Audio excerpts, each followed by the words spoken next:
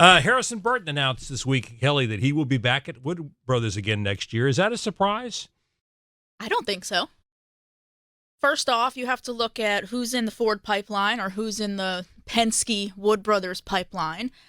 I don't know if you want to make a change just yet, because at this point you're going through drivers over there rather quickly. If you look at who's been in the 21 car the last couple years, I am of the belief that drivers who move from Xfinity to Cup need quite a bit of time to adjust.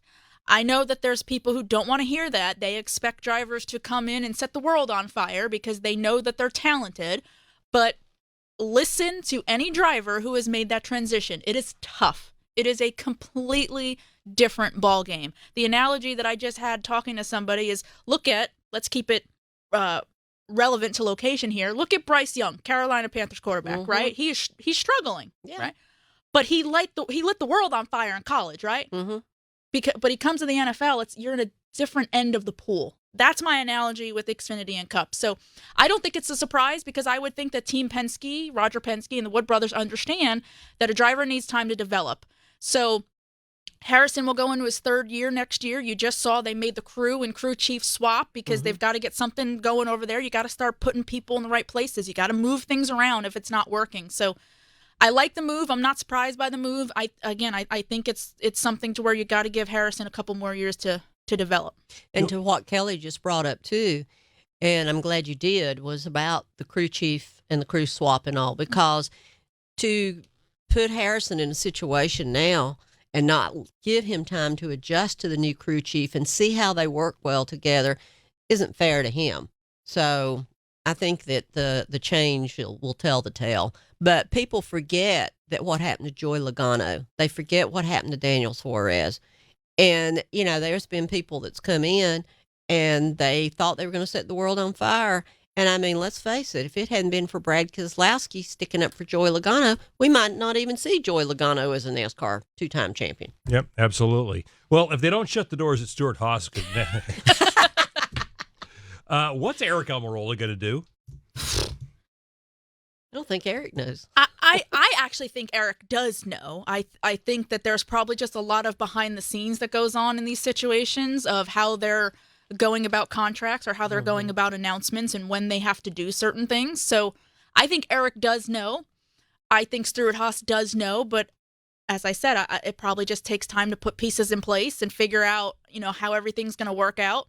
It's very interesting, though, to listen to his comments week after week and kind of see how the wording changes or how his attitude changes every so often. I think deep down maybe Aric is torn on what he wants to do, but it's not always his decision, right? As we know, it's team, it's sponsors. There's so many things that go into it. So I am of the belief personally that I don't see him coming back, but we're just waiting, for that official announcement. I think that's the biggest seat still in play for a silly season. Because Smithfield has already said they're not coming back. I mean, is there a chance Stewart-Haas cuts down to 3 cars next year, Deb? Well, they're in a situation where when they announced that Josh Berry was going to go into the 4 car, they didn't have sponsorship there. I would not be surprised to see them cut down to 3, particularly because of Smithfield not coming back. And that was the sole reason Aric came back this year, was because Smithfield talked him into it. And, an interesting thing, if you think back, there was another time Stewart-Haas had this. And that was when Ryan Newman was released. And Tony had told Ryan, we're not going to have 4 teams next year. And then Tony gets hurt. He's in the hospital. And Gene Haas goes out and hires Kurt Busch and puts Haas Automation on it.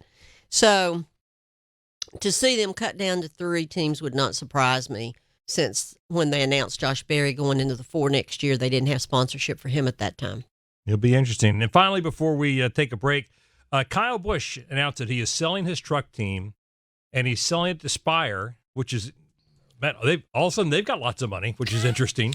But, I tell you, Kyle Busch, I don't think people give him enough credit, Kelly, for being such a great evaluator of talent. Because you think about the guys who've come through his programs over the years who are now in the Cup Series. It's a pretty impressive list. Well, Kyle certainly deserves a lot of credit.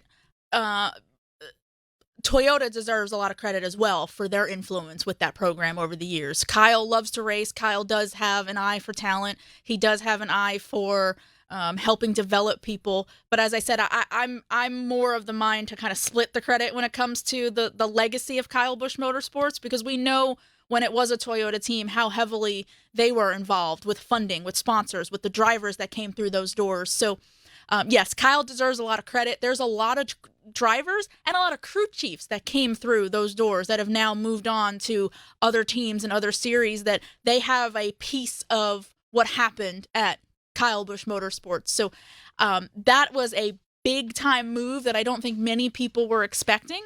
But again, if you're talking about the legacy of Kyle Busch Motorsports, it's very impressive when you look at, again, the names of the people who have been connected to that company. It sounds to me, Deb, like it was kind of two parts. Number one, Kyle's in a different place in his life right now with two kids now, and it was an offer he couldn't refuse.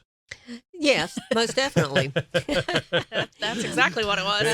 Yeah, exactly. And you know, has been very, very frustrated at not being able to drive in as many truck races as he wanted to, and he felt like he couldn't help the program because he couldn't drive in enough truck races to determine what the problems were. But to your point of saying, yes, he is in a different point in his life. He sold his plane. He's put his house on Lake Norman up for sale. To my understanding, his house in the Bahamas is up for sale. So he's reevaluating everything. And when you look at his age, you wonder, okay, how much longer does he plan on driving? How does he look about bringing Brexton along? And he does have 2 children. He wants to spend more time with them. And he spent so much time with Brexton, he didn't get to spend time with the truck team either. So it's like he said, Kyle Busch Motorsports isn't going away. It's just not in the truck series. It's on Brexton's uniform and Brexton's cars. So he is redoing his priorities. And, yeah, you know, I guess the money offer was just so good you can't refuse. You get the address of his place in the Bahamas? I know which island it's on. I wish. I think if we start a GoFundMe, we might be able to pull it off. Nah, I'm not that well liked. You guys might be, but not me.